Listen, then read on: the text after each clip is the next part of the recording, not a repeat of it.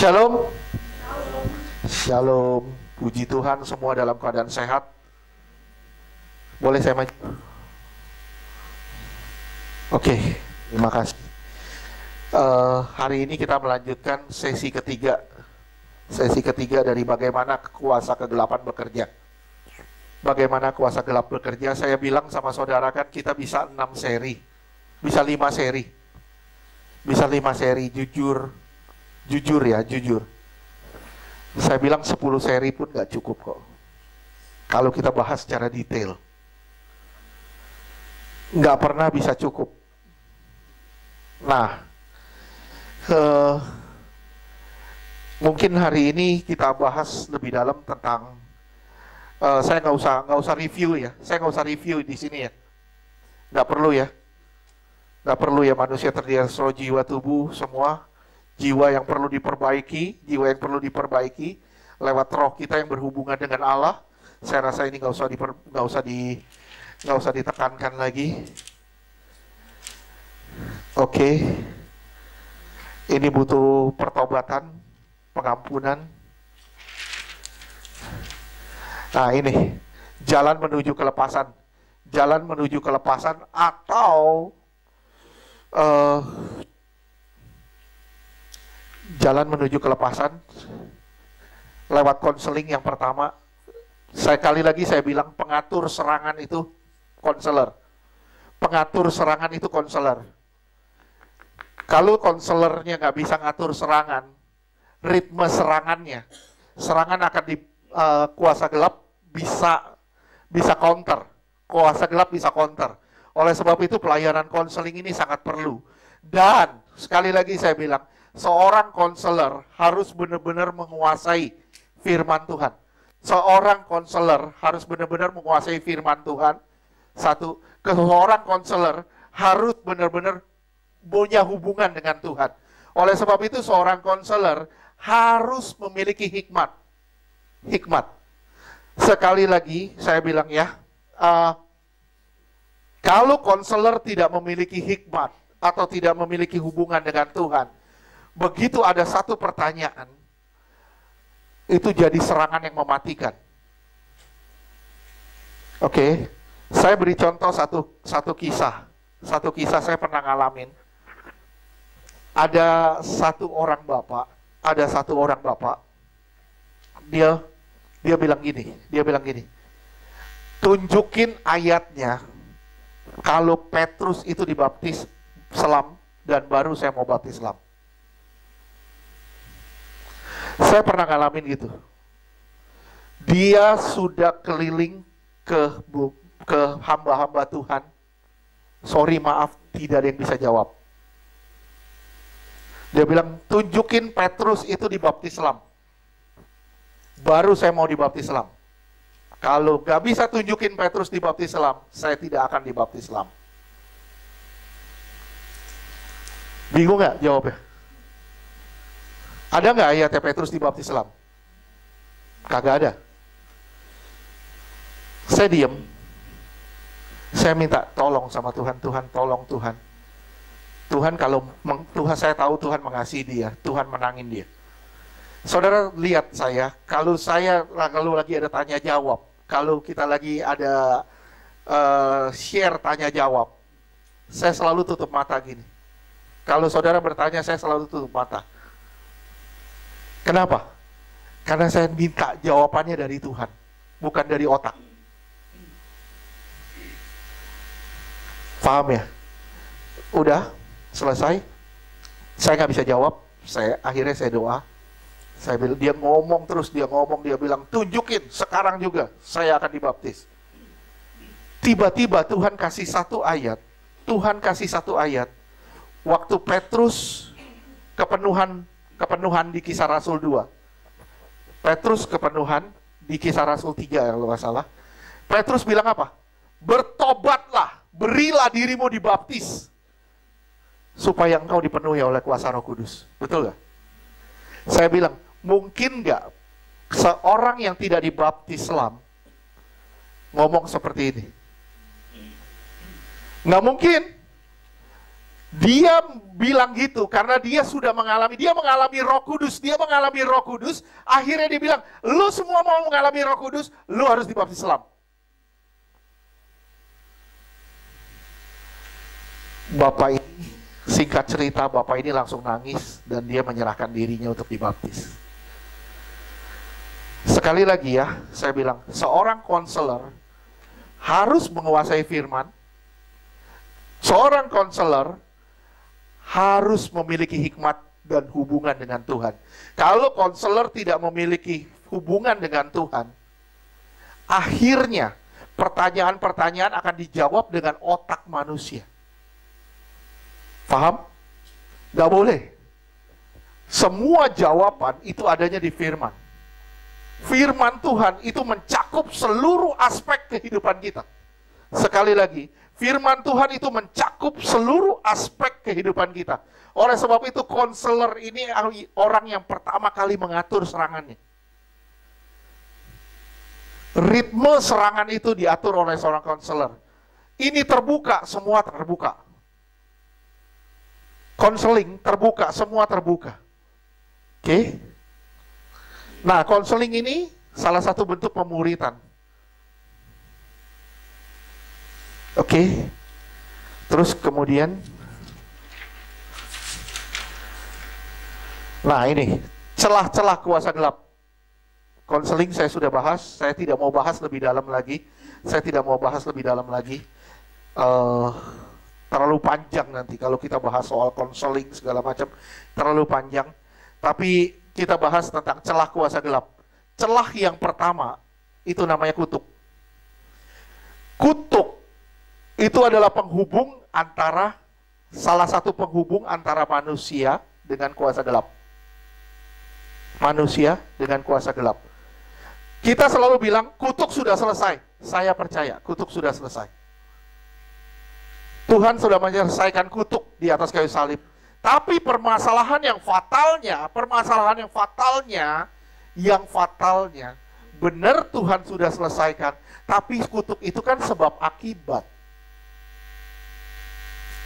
Karena ada sebab, ada akibat. Kalau nggak ada sebab, tidak berkal ada akibat. Oleh sebab itu penyelesaian kutuk juga sebab akibat.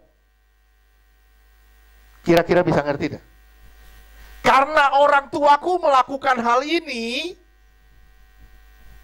karena leluhurku melakukan hal ini, oleh sebab itu aku harus membereskan diri.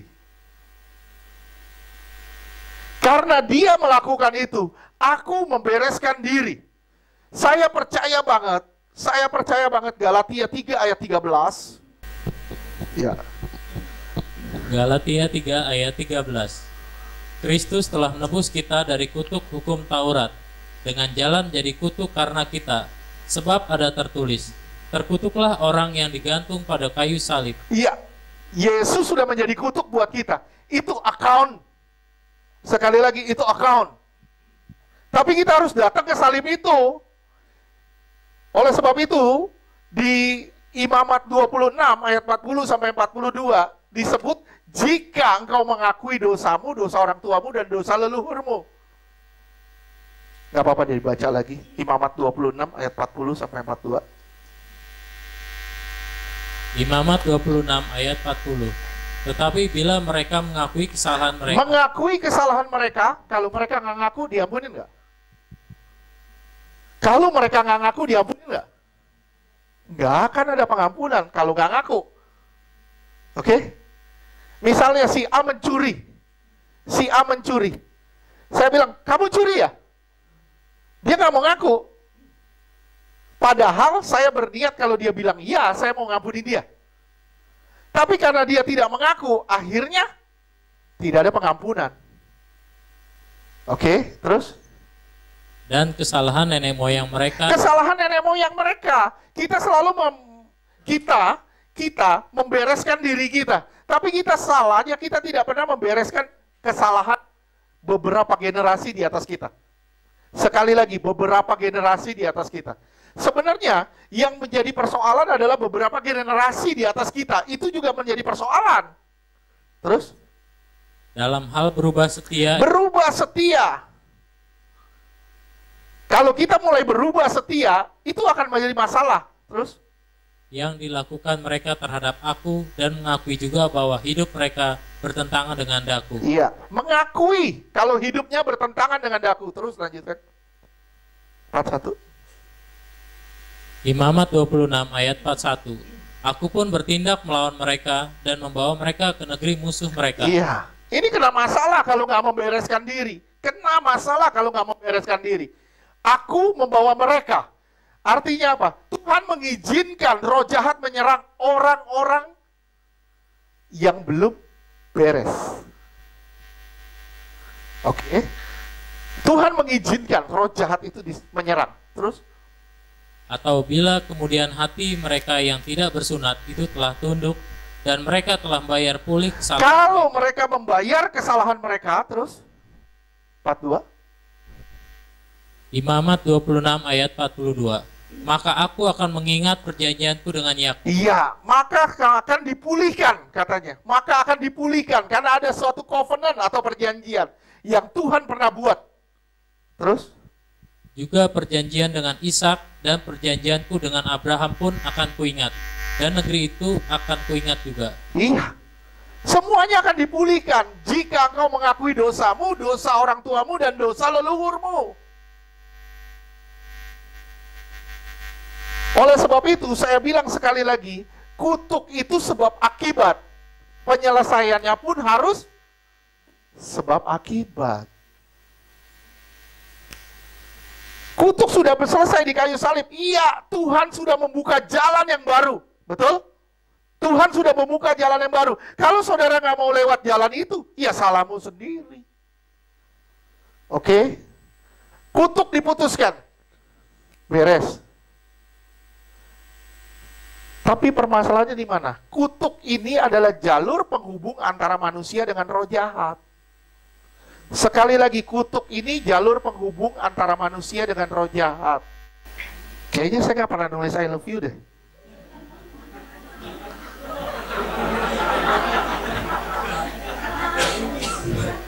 Ini siapa yang seminar? Kayaknya saya nggak pernah nulis gini deh. Bener.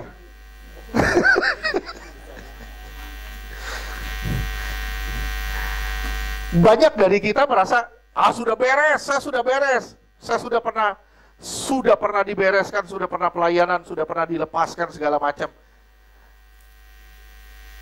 Maaf ya, saya bilangnya. Kalau kutuk nggak diberesin, tetap masih ada. Pemutusan kutuk itu perlu. Oleh sebab itu, kalau kutuk ini dibereskan, jalur penghubung antara kuasa gelap dengan manusia roboh. Betul nggak? Betul? Tapi yang permasalahannya gimana dengan roh jahat yang sudah masuk nih? Dia nggak butuh jalur lagi. Dia nggak perlu jalur lagi. Dia sudah di dalam. Satu-satunya jalan harus pelepasan. Nggak ada cara lain. Dia sudah masuk di dalam, ngapain dia perlu jalur lagi?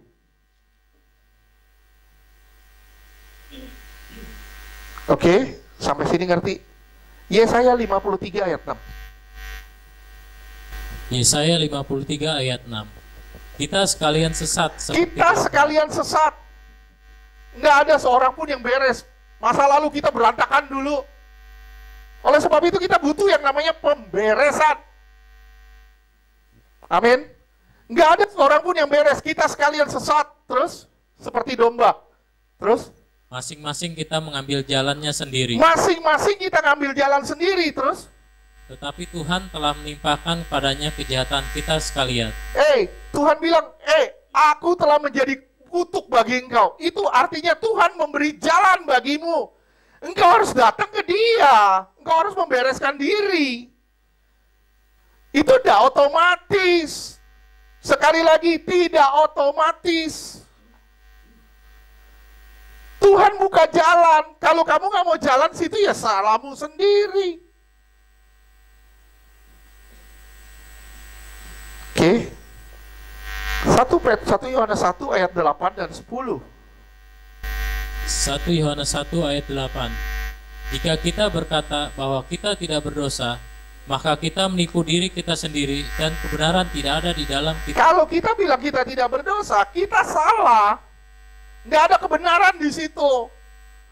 Siapapun kita, termasuk saya, siapapun kita di sini adalah orang-orang yang berdosa. Kalau kita tidak berdosa, kita nggak butuh Tuhan kok. Kita orang berdosa yang butuh Tuhan. Tapi permasalahannya di mana? Apakah terus lanjutkan dulu. Ya, Dit. Maka kita menipu diri kita sendiri dan kebenaran tidak ada di dalam kita. Oke. Ayat 10. 1 Yohanes 1 ayat 10. Jika kita berkata bahwa kita tidak ada berbuat dosa, maka kita membuat dia menjadi pendusta dan firman-Nya tidak ada di dalam kita. Iya. Firman-Nya nggak ada di dalam kita, nggak ada kebenaran di dalam kita, nggak ada firman di dalam kita. Maaf, saya berani ngomong gitu. Kenapa? Karena banyak orang merasa sudah beres. Tapi dari gaya hidupnya kita lihat belum beres.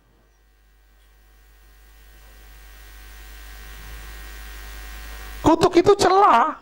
Kutuk itu celah. Celah itu harus dibereskan. Celah itu harus ditutup. Nggak bisa dibiarkan. Kalau celah dibiarkan, dia akan ngotorin kamu, dia akan masuk dan ngotorin kamu terus. Beresin. Oh Pak, saya sudah diputuskan kutuk. Oke, udah beres. Misalnya, apakah kutuk itu masih ada Pak? Sampai sekarang. Saya bilang sama saudara ya. Sekali lagi saya ulang yang minggu lalu. Apakah ketika saudara berbuat dosa, saudara kena kutuk? Sekarang. Kena kutuk gak? Kena? Siapa bilang kena? Enggak, kena. Tuhan kan jadi kutuk buat kita. Tuhan beresin kita. Kita hidup di zaman anugerah. Tuhan telah membereskan kita. Ini bedanya manusia dulu, zaman perjanjian lama sama sekarang. Kita bikin dosa. Bukan berarti langsung kena kutuk. Enggak, Tuhan berdiri. Tuhan berdiri mengingatkan kita. Itu yang namanya anugerah. Tapi permasalahannya di mana? Permasalahannya di mana? Kok masih bisa ada kutuk ya? Kutuk bisa terjadi ketika saudara keluar lagi dari jalur Tuhan tanpa mau bertobat. Ketika saudara keluar lagi dari jalur Tuhan tanpa mau bertobat. Salah satu bentuknya apa? Salah satu bentuknya apa? Orang yang tidak mau bertobat. Salah satu bentuknya namanya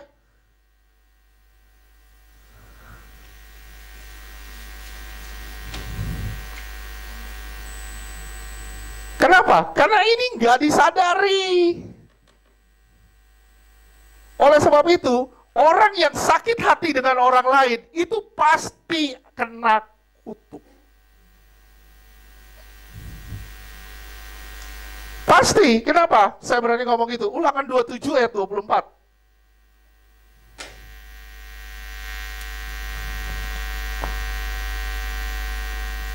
Ulangan 27 ayat 24.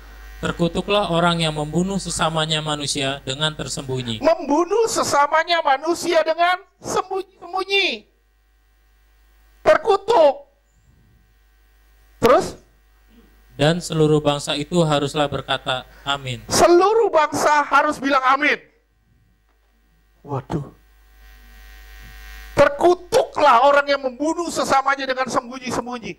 Gimana caranya membunuh sesama dengan sembunyi-sembunyi? Apakah saya tikam si Ignatius dari belakang? Bukan. Cukup saya nyimpen pahit hati terhadap Ignatius. Itu membunuh dengan sembunyi-sembunyi. Saya melakukan pembunuhan terhadap Ignatius dengan sembunyi-sembunyi. Itu kutuk. 1 Yohanes 3 ayat 15.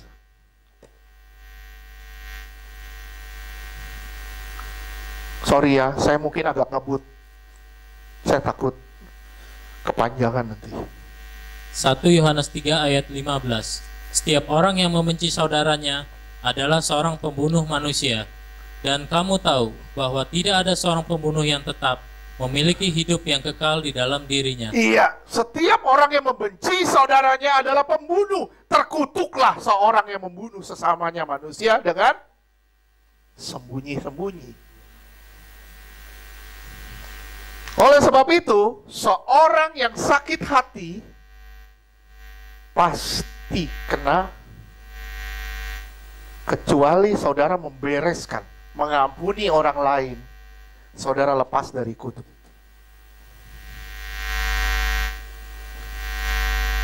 Halo, amin gak? Mau nyimpen sakit hati gak? Oke. Ketika kita hidup di zaman anugerah, Tuhan menjadi kutuk buat kita. Tuhan mengampuni dosa kita, kecuali kita nggak sadar kalau kita berdosa. Nah, kecuali lagi ketika saudara menikmati dosa. Menikmati dosa itu. Dan saudara nggak mau melepaskan diri dari dosa itu. Itu bahaya luar biasa. Firman Tuhan bilang apa? Sakit penyakit tidak akan mencapai engkau, tapi mencapai orang yang membenci engkau. Kutukan, membenci engkau, kena kutuk. Terus firman Tuhan bilang apa? Kamu diserang, mereka akan lari daripadamu. Itu kita diberkati. Nah, Tuhan mau kita benar-benar melepaskan diri. Tapi kalau kita menikmati dosa-dosa itu masalah fatal. Nah, banyak orang Kristen hari ini tidak mau melepaskan diri dari ikatan. Dia sadar dia terikat, tapi dia tidak mau dilepaskan. Contohnya, maaf, kita ngomong fair ya. Saya beberapa kali melayani orang yang begitu terikat dengan dosa-dosa seksual. Melayani begitu banyak orang yang terikat dengan yang namanya nikotin. Dan mereka nggak mau lepasin. Itu bahaya luar biasa. Saya bilang itu bahaya luar biasa. Tuhan kan baik Pak mengampuni kita. Iya, Tuhan baik mengampuni saudara. Kalau saudara mau bertobat. Tapi kalau saudara nggak mau bertobat, bagaimana ceritanya? Tuhan bilang, aku nggak bisa ngampunin kamu kalau kamu nggak mau bertobat. Contoh lain, kalau saudara keluar dari jalur Tuhan, saudara menyimpang dari jalur Tuhan, atau saudara murtad. Ini juga masalah Ibrani 10 ayat 26 dan seterusnya. Ibrani 10 ayat 26. Sebab jika kita sengaja berbuat dosa, sesudah memperoleh kita sengaja berbuat dosa ketika sesudah memperoleh pengetahuan tentang kebenaran. Kalau saudara sudah tahu kebenaran dan saudara sengaja berbuat dosa, maka tidak ada lagi korban untuk menghapus dosa itu. Enggak ada korban untuk menghapus dosa. Artinya tidak mau bertobat di sini. Boleh saya ngomong ya? Kita seperti orang berdarah dingin, gak punya perasaan. Bener, gak punya perasaan. Kita bikin salah nih, aduh rasanya seperti apa di dalam sini. Betul ya? Tapi kalau kita terikat, kita bikin salah, susah loh kita mengakuinya. Sulit mengakuinya. Kenapa? Karena kita menikmati dosa itu. Itu bahaya luar biasa. Nah, kalau udah sampai ke bagian murtad atau keluar dari jalur Tuhan dan tidak mau berbalik, Tuhan bilang tidak ada lagi korban untuk menghapus dosa. Terus 3:27. Ibrani 10 ayat 27. Tetapi yang ada ialah kematian yang mengerikan akan penghakiman, dan api yang dahsyat yang akan menghanguskan semua orang durhaka. Iya, kematian yang mengerikan akan penghakiman, dan api yang dahsyat akan menghanguskan. Waduh, luar biasa loh. Saya sampai bilang nih, saya beberapa kali saya melayani orang, saya sampai bilang, gua mohon deh lu bertobat.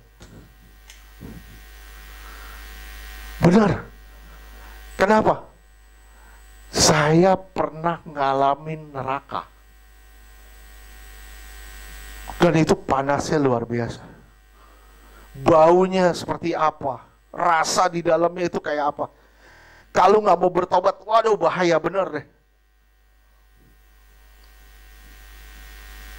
Mendingan kamu bertobat sekarang, kamu lepas dari api itu, daripada kamu tidak bertobat, kamu masuk api itu.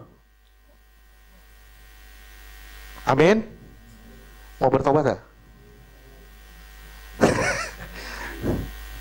Di sini mau, di luar harus benar-benar mau. Terus 228. Ibrani 10 ayat 28. Jika ada orang yang menolak hukum Musa, ia dihukum mati tanpa belas kasihan atas keterangan 2 atau 3 orang saksi. Iya, harus ada saksi. Dia harus dihukum mati. Terus 29. Ibrani 10 ayat 29. Betapa lebih beratnya hukuman yang harus dijatuhkan atas dia yang menginjak-injak anak Allah. Waduh. Kenapa? Karena keluar dari jalur Tuhan.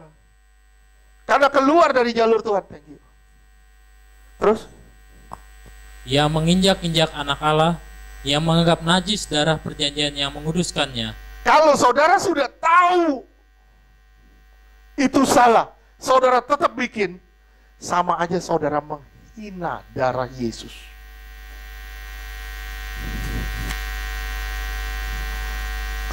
Maaf ya, saya ngomong gini. Aduh, lepasin deh. Lebih baik saudara lepasin, saudara akan terima kemuliaan nanti. Daripada saudara ambil dosa itu hari ini, saudara akan kehilangan kemuliaan itu. Terus lanjutkan. Dan yang menghina roh kasih karunia. Menghina roh kasih karunia. Roh Kudus itu selalu berbicara kepada kita. Roh Kudus itu mengingatkan kita, tapi kalau kita mengeraskan hati, kita menghina roh kasih karunia. Halo? Masih di bumi? Terus lanjutkan 30. Ibrani 10 ayat 30. Sebab kita mengenal Dia yang berkata, pembalasan adalah hakku, akulah yang akan menuntut pembalasan. Dan lagi, Tuhan akan menghakimi umatnya. 31. Ibrani 10 ayat 30. Ngeri benar. Ini perkataan yang sangat menakutkan. Baca deh. 3, 2, 1. Ngeri benar, karena kau jatuh ke dalam tangan Allah yang hidup. Ngeri benar. Oke. Ngeri banget kalau jatuh ke tangan Allah yang hidup. Oke, minta ampun sama Tuhan. Ini salah satu celah. Celah ini harus dibereskan. Kutuk terjadi karena kita keluar dari jalur Tuhan di masa kasih karunia ini. Kita menghina darah Yesus, perjanjian. Darah Yesus itu adalah perjanjian. Kalau kita adalah miliknya dan kita menolak menjadi miliknya, kita nggak mau diatur, nggak mau diolah sama dia. Kita menolak menjadi miliknya, kita menghina roh kasih karunia. Sekali lagi, kita semua sudah terima Yesus, amin. Saudara sudah terima Yesus, amin. Saudara milik Yesus, saudara bukan milik saudara lagi. Kalau saudara merasa milik saudara, dan saudara semena-mena atas hidup ini, saudara menghina roh kasih karunia. Bertobat, bertobat, benar-benar bertobat deh. Kedua, kutuk itu terjadi karena sakit hati, saya udah jelasin. Kutuk juga bisa terjadi karena kita mengutuki diri kita sendiri. Mengutuki diri kita sendiri. Seringkali saya ketemu orang susah gitu. Dia selalu ngomong gini, aduh gua mah udahlah gua mah sudah habis semuanya. Selalu ngomongnya begitu. Gua mah udah tua deh, udah. Kita ngomong selalu begitu. Nah itu bahaya. Kita bikin salah, kita bilang, mati deh gua. Kita mengutuki diri kita sendiri. Kalau orang mengutuki kita, dan kita di dalam Tuhan, kita nggak bisa kena. Tapi kalau kita mengutuki diri kita sendiri, itu hak roh jahat. Sekali lagi, berhati-hati dalam berucap. Banyak kali kita ngomong begitu. Banyak kali kita ngomong, begonya gua. Bego bener loh. Beneran. Orang baru umur 50 udah pikun. Baru umur 40 udah pikun. Kenapa? Karena ngomongnya begitu terus. Bego gua. Aduh, mampus gua.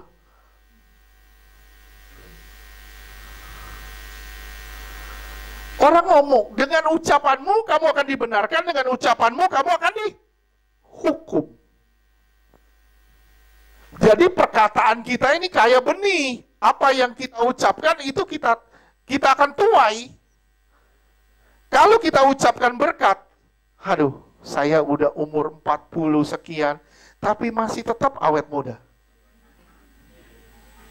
Misalnya gitu. Itu ucapan. Kayak Pak Heri nih, Pak Heri, lihat, gak ada keriput tuh. Kenapa? Dia gak pernah ngomong, aduh saya sudah tua. Dia gak pernah ngomong saya sudah tua, dia selalu ngomongnya, saya sudah berumur tapi masih kuat. Lihat tuh, gak ada keriput ya, lihat kepalanya gak ada keriput. Mulus. Ya. Bisa bayangin kalau kita ngomong, wah saya masih sehat, saya segar. Saya ingat dulu Oma Tin udah meninggal. Lihat umurnya 90, tapi dia selalu ngomong, dia gak pernah mau ke rumah sakit, dia selalu bilang gini, saya sehat. Padahal dia lagi sakit, dia selalu ngomong saya sehat. Tapi beneran loh, sehat bener loh.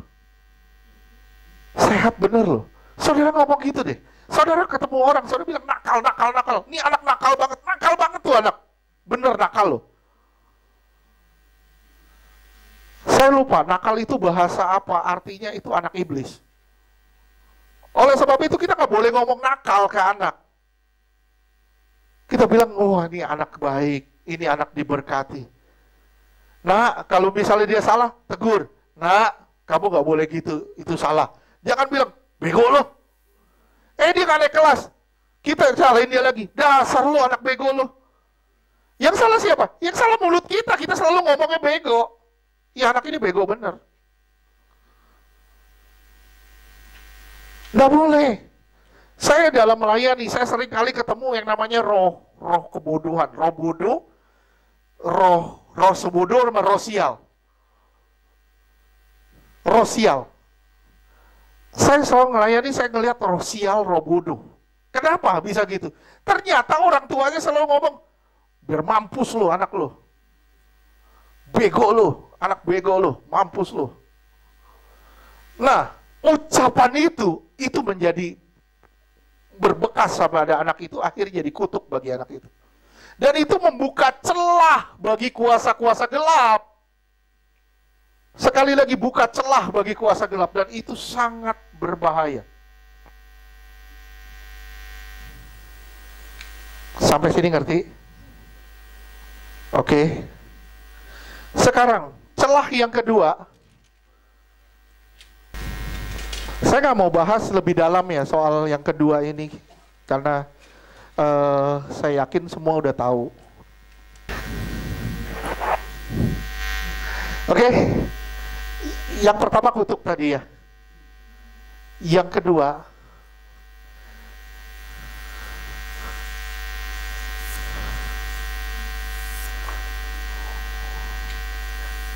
warisan. Saya selalu bilang gini, kenapa roh jahat gak mau pergi dari seseorang? Atau dia mau pergi, tapi dia balik lagi, selalu balik lagi. Saya bergumul dulu dari tahun 2000. Dari tahun 2000 saya bilang, Tuhan kenapa sih ini orang nih, gue udah lepasin hari ini, 3 hari kemudian ada lagi roh jahat. Lepasin hari ini, 1 minggu kemudian ada lagi roh jahat. Ternyata ini juga masalah. Tapi banyak orang selalu bertanya gini, Pak, apakah roh warisan itu termasuk kutuk? Saya selalu bilang gini, kutuk itu jalur penghubung. Kutuk jalur penghubung. Tapi roh warisan ini beda. Oke.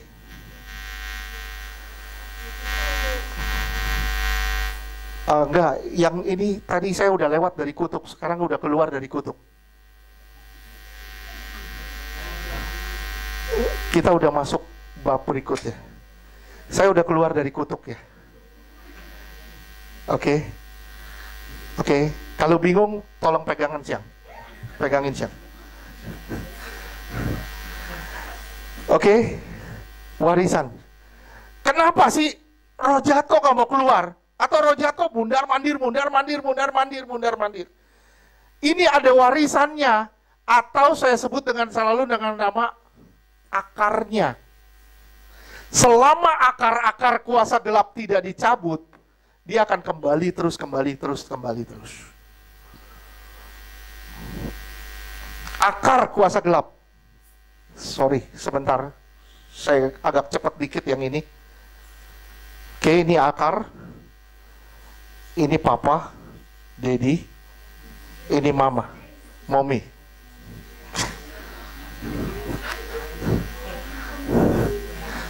Oke, ini akar. Oke. Ini kita lahir ke dunia. Ketika papa mama berhubungan, terjadilah pembuahan. Pak Yogo di dalam kandungan mama.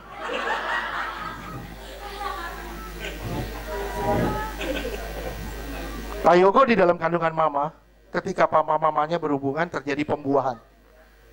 Oke? Terjadi di kandungan. Nah, yang pertama kali diwariskan oleh orang tua kita bukan harta.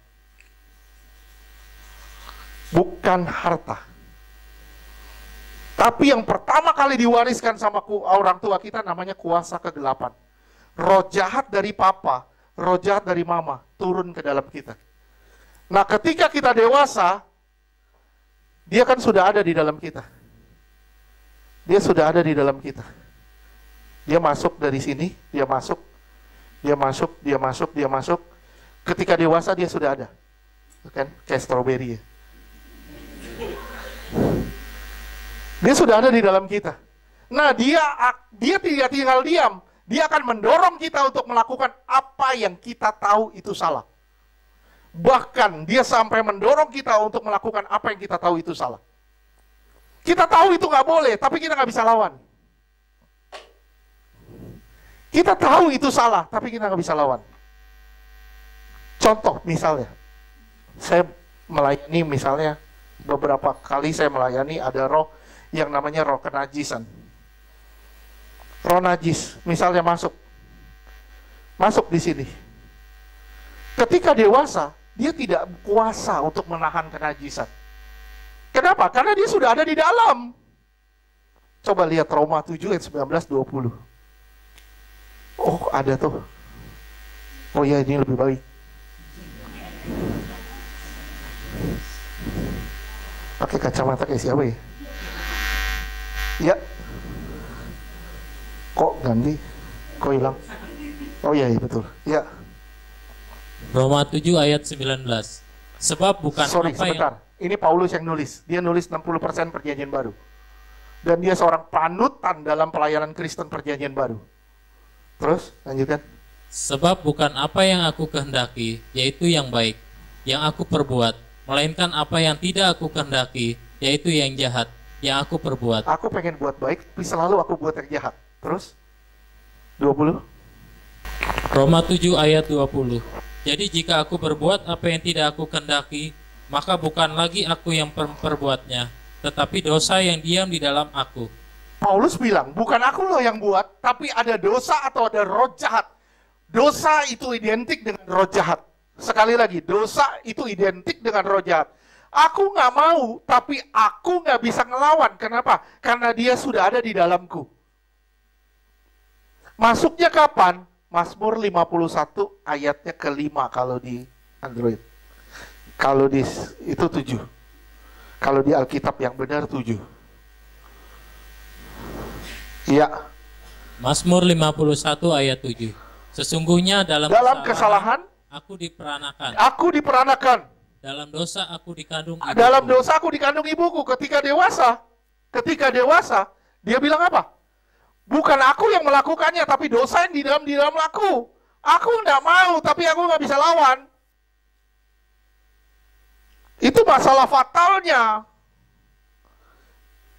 Misalnya ada orang punya papanya, misal papa atau mamanya punya roh najis masuk ke dalam dia. Begitu dewasa, dia roh najis ini sudah ada. Roh najis tinggal diam. Enggak. Roh najis itu minta makan, pasti minta makan. Makannya gimana? Dia harus melakukan kenajisan. Makanya banyak orang bilang, Pak, saya sulit banget Pak ngelepasin. Dia nggak bisa, kenapa? Karena dia butuh pelepasan. Saya kok sulit ya Pak ya nggak bisa ngelawan dosa ini. Kenapa? Karena roh jahat itu ada di dalammu dan kamu butuh pertolongan.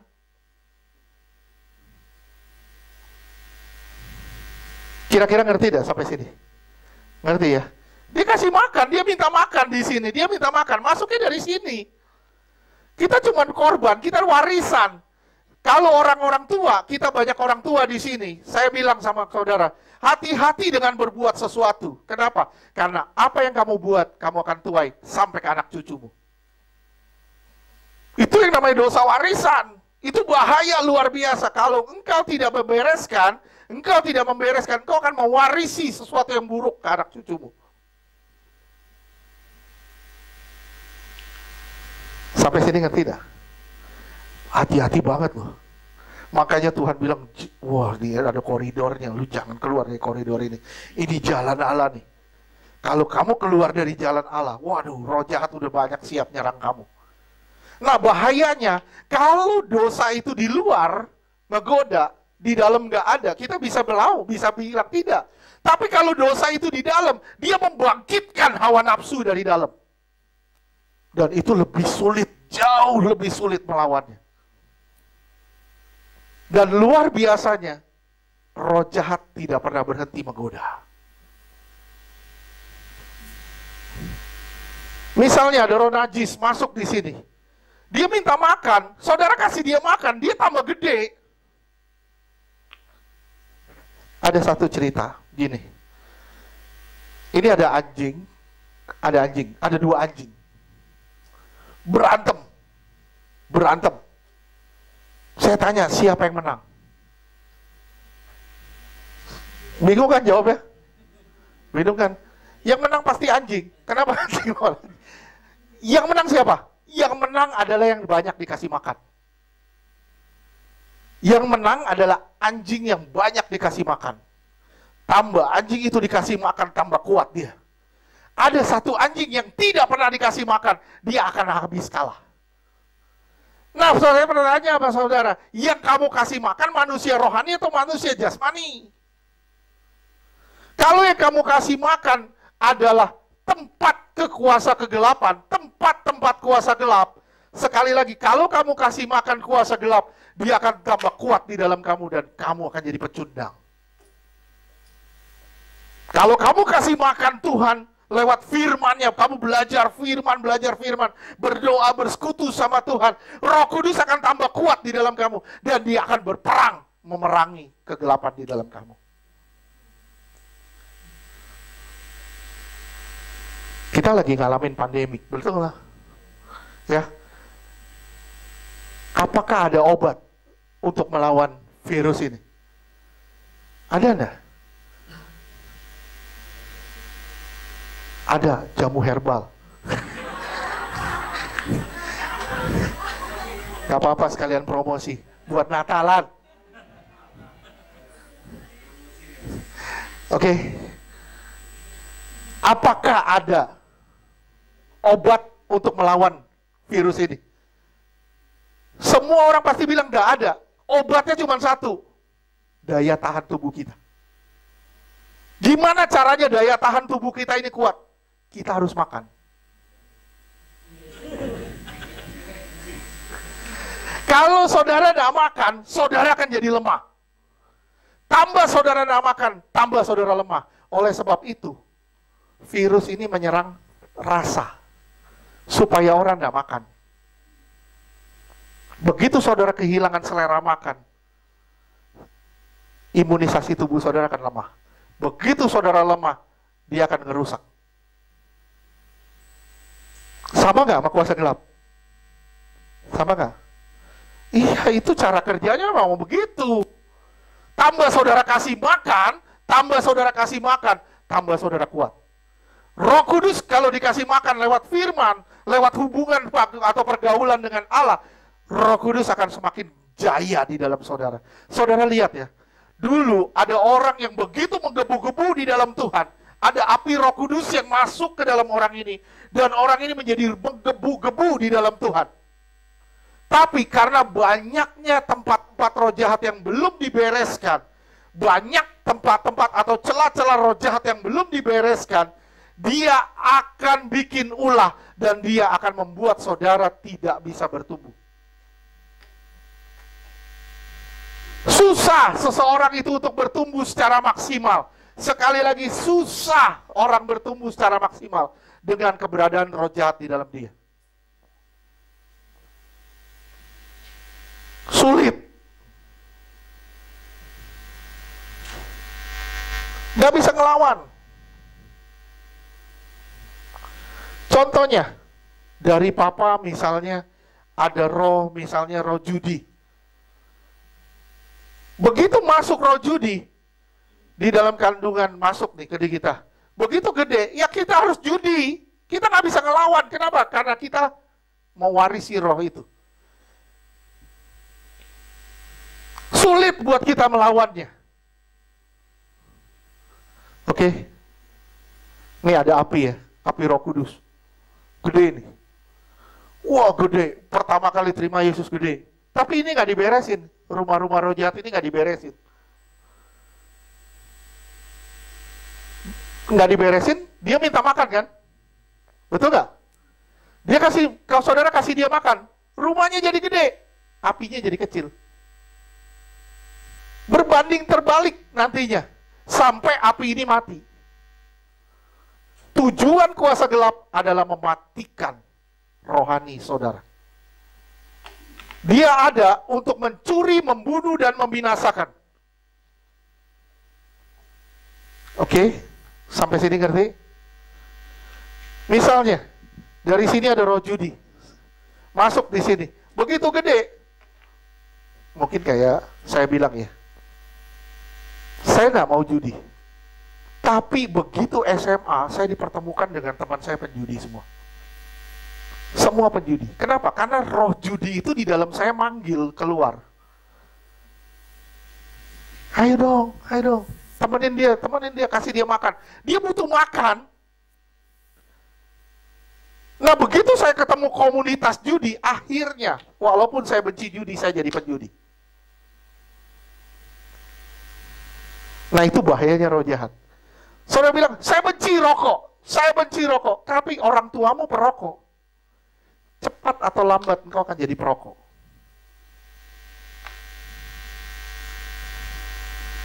Mengerti tidak? Oleh sebab itu, ini harus dibereskan. Akar ini harus dibereskan. Banyak orang bilang, pelepasan saya sudah pelepasan. Pelepasan model apa? Pelepasan itu bukan tebang pohon. Apa yang kamu perbuat, tegang-teging selesai. Nggak bisa. Pelepasan itu mencakup apa yang engkau berbuat, orang tua mau berbuat, leluhur mau berbuat. Dan itu harus dilepaskan.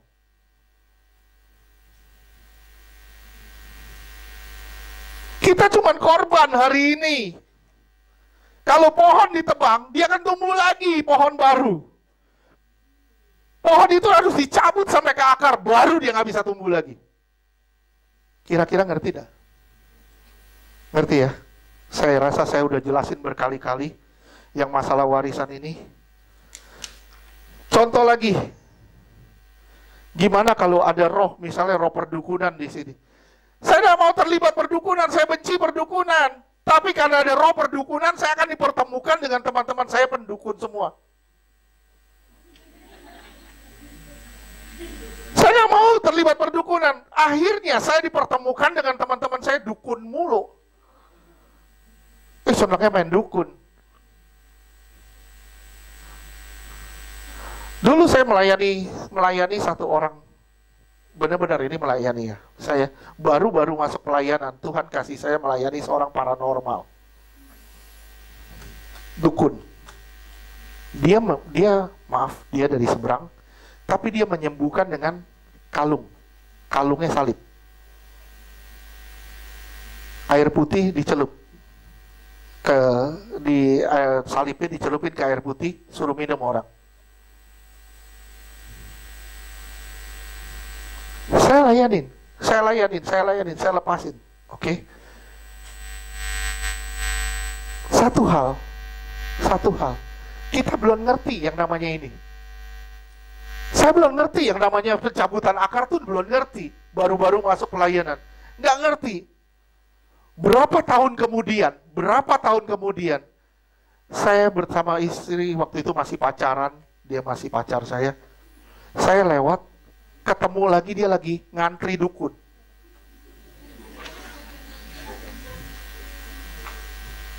Dia tidak buka praktek, tapi dia ngantri.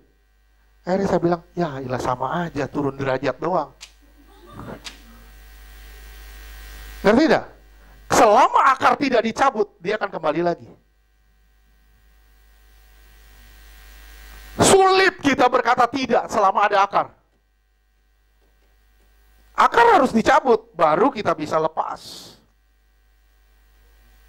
Oke, misalnya dari mama, misalnya ada roh tertolak.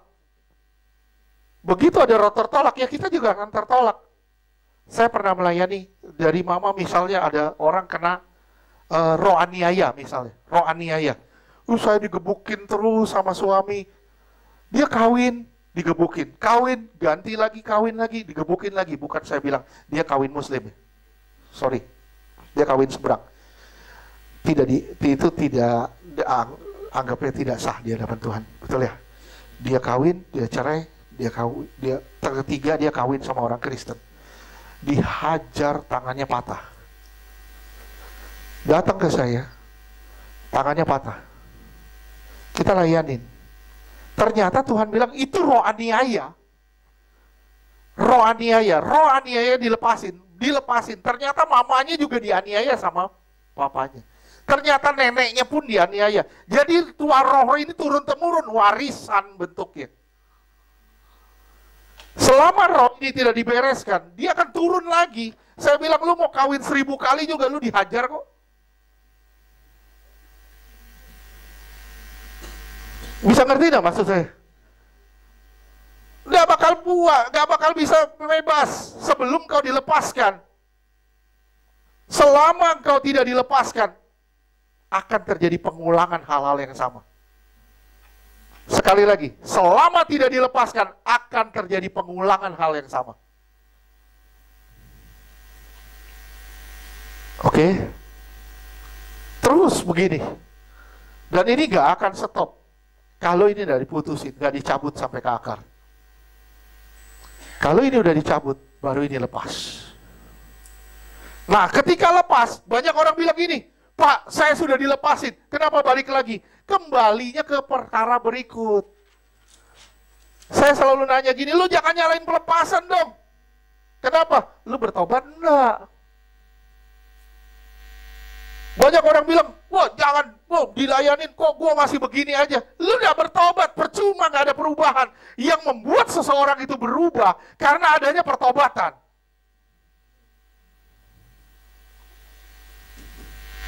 Sampai sini ngerti dah? Saya selalu ngomong gini, saya melayani orang, misalnya, saya melayani, ini bukan kejadian nyata. Dia perokok, misalnya. Saya selalu bilang gini, lu mau lepas gak dari rokok? Mau Pak. Ada rokok gak di kantong? Ada Pak, misalnya. Buang sekarang. Semuanya patahin, dalam nama Yesus patahin. Dia patahin, dalam nama Yesus patahin. Dan orang begitu 99% lepas. Kemarin saya baru dapat kesaksian orang lepas dari nikotin. Dua orang. Istri saya tahu. Lepas dari nikotin. Dia terikat dengan nikotin dan minuman keras, akhirnya lepas. Dan itu menjadi satu kesaksian. Oke? Lepas. Nah, tapi orang yang bilang gini, sisain satu mungkin habis makan masih enak nih. Satu disisain. Ketika disisain satu, itu nggak akan bisa lepas, dia akan kembali lagi. Banyak orang bilang, saya ngelepas, saya ngurangin Pak, saya ngurangin. Kamu diikat. Ini diikat. Saya ikat nih. Saya ikat. Kamu ngurangin, kamu kendorin. Masih terikat gak? Masih, cuman kendor dikit. Untuk dosa, itu nggak bisa dikendorin. Sekali lagi, untuk dosa tidak bisa dikendorin. Untuk dosa, kita harus bilang tidak. Dosa, untuk dosa, itu komitmen. Sekali lagi, untuk dosa, itu komitmen. Nggak bisa bilang Pak, sisain dikit deh. Nggak bisa. Kalau iya, bilang iya. Kalau lepas deh. Kalau enggak usah. Sekali lagi, kembalinya ke pertobatan. Sampai sini ngerti? Ngerti ya? Saya jujur nih, saya berusaha cepat-cepat. Nggak apa-apa ya, cepat-cepat ya. Cepat-cepat. Udah 12:30. Nah, sekarang saya mau bahas celah berikutnya.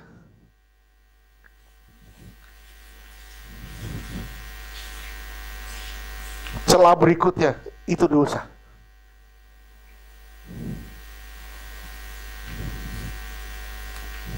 Dosa itu kayak gini ya. Jika saudara nggak pernah tawar hati sama dosa, maka iblis akan senang membuat saudara tawar hati terhadap Tuhan. Kalau saudara nggak pernah tawar hati sama dosa, iblis akan senang nawarin dosa terus. Sampai saudara tawar hati sama Tuhan. Dia merusak kita dengan dosa. Dia tawarin dosa, dia tawarin kita dosa. Kita cicipin dosa itu. Kita cicipin dosa itu sampai kita cari lagi dosa itu. Sekali lagi, tadi saya udah ngomong, untuk dosa itu butuh komitmen. Kalau saudara nggak punya komitmen, saudara nggak pernah bisa lepas. Orang yang terikat tidak pernah bisa terangkat. Sekali lagi, orang yang terikat tidak akan pernah bisa terangkat. Ngerti dah? Ya, kalau saudara mau terangkat, satu-satunya jalan, lepasin ikatan.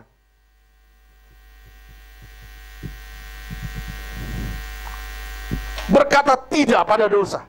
Dosa itu terjadi bukan karena hawa nafsu dari dalam.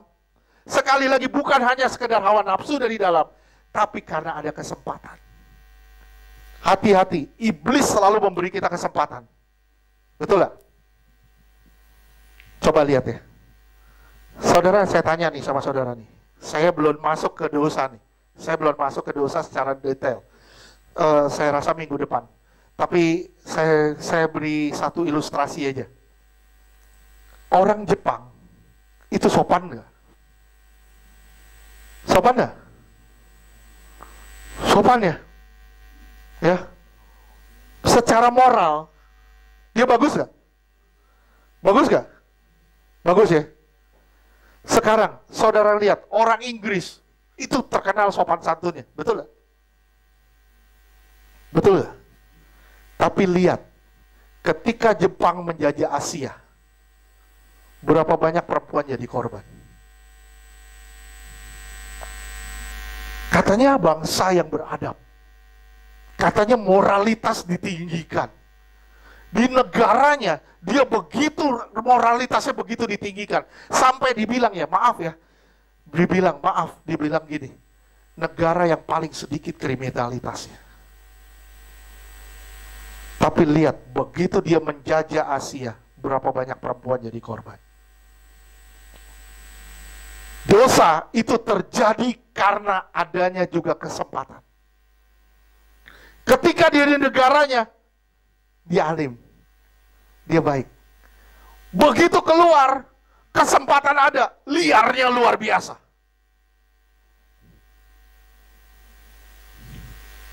Tahun 1956, Inggris masuk ke Mesir. Lihat ya, Inggris itu terkenal bangsa yang sangat sopan, betul ya? Tapi lihat berapa banyak orang jadi korban di Mesir karena Inggris. Kenapa bisa gitu? Karena ada kesempatan. Di negaranya dia tidak punya kesempatan, di luar ada kesempatan terbuka, dia sikat.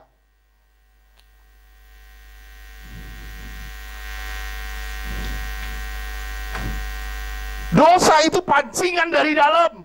Dosa itu pancingan dari dalam. Dan kesempatan juga dari luar. Sekali lagi, dosa itu pancingan dari dalam dan kesempatan dari luar. Itu bekerja sama.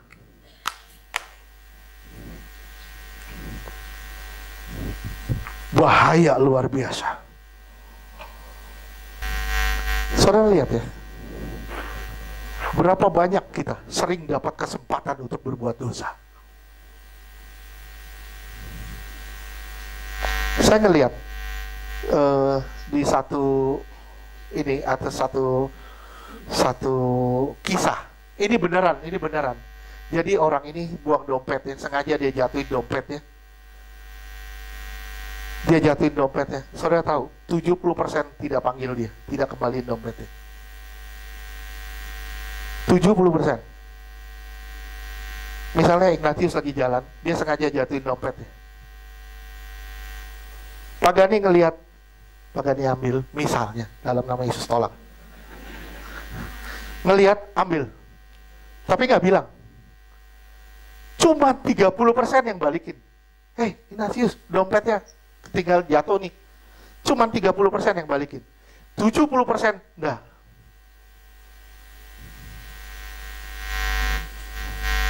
Kenapa? Karena ada kesempatan. Itu bahaya loh.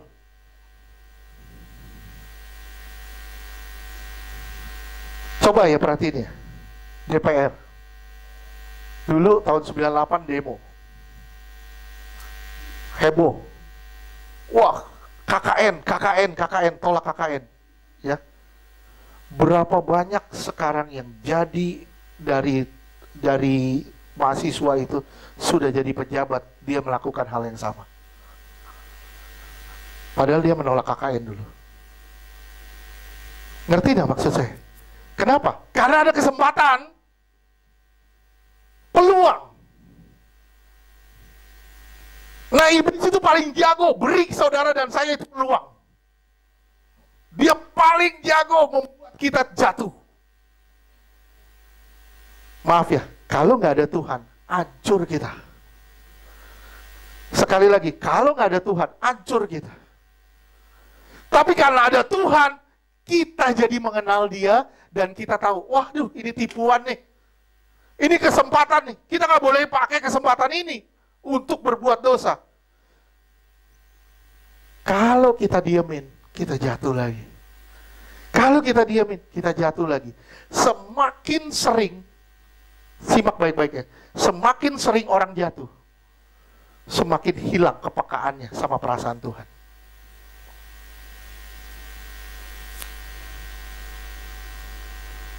Ulangin, semakin sering orang jatuh, semakin hilang kepekaannya sama perasaan Tuhan.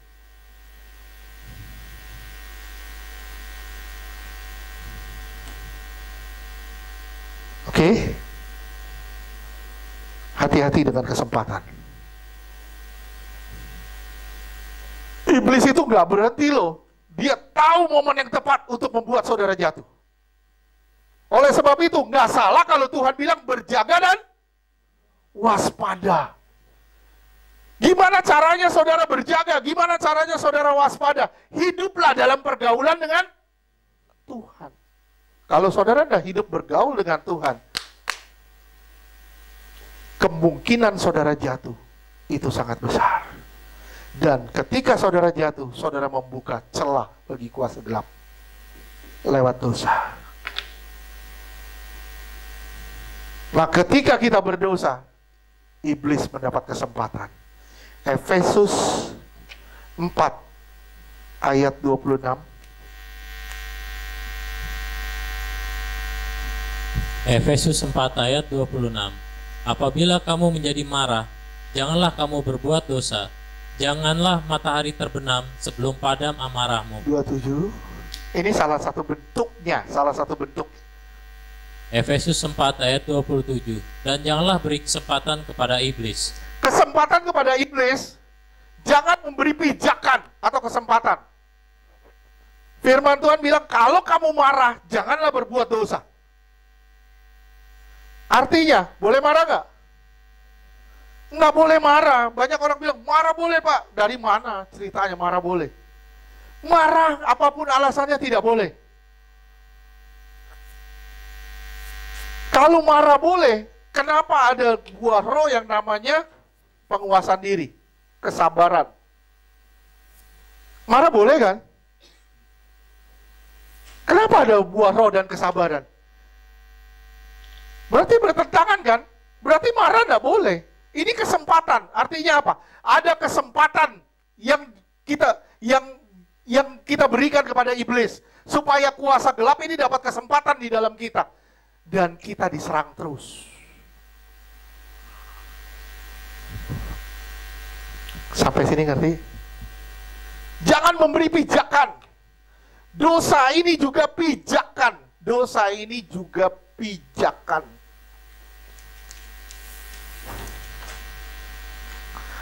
Sekali lagi, dosa ini juga pijakan kuasa kegelapan. Semakin kau menikmati dosa, semakin kau kehilangan perasaan Allah. Semakin kau menikmati dosa, semakin kau kehilangan sense of God. Bahaya luar biasa. Jangan pernah memberi kesempatan. Kita lanjutkan minggu depan. Kita lanjutkan minggu depan celah-celah yang lain dosa kita. Saya akan lebih tekan ke dosa. Kita akan bahas mengenai penyangkalan nasar, transfer media, sakit hati. Maaf, bukan Bu Media ya. Bu Media memang suka transfer. Transfer media, penyangkalan nasar, dan lain-lain. Kita bahas minggu depan. Kita akan telaah lebih dalam mengenai celah-celah kuasa gelap. Hati-hati, hati-hati. Begitu saudara mempunyai kesempatan, jangan beri dia kesempatan. Bilang tidak pada dosa, atau saudara menjadi orang berdosa. Amin.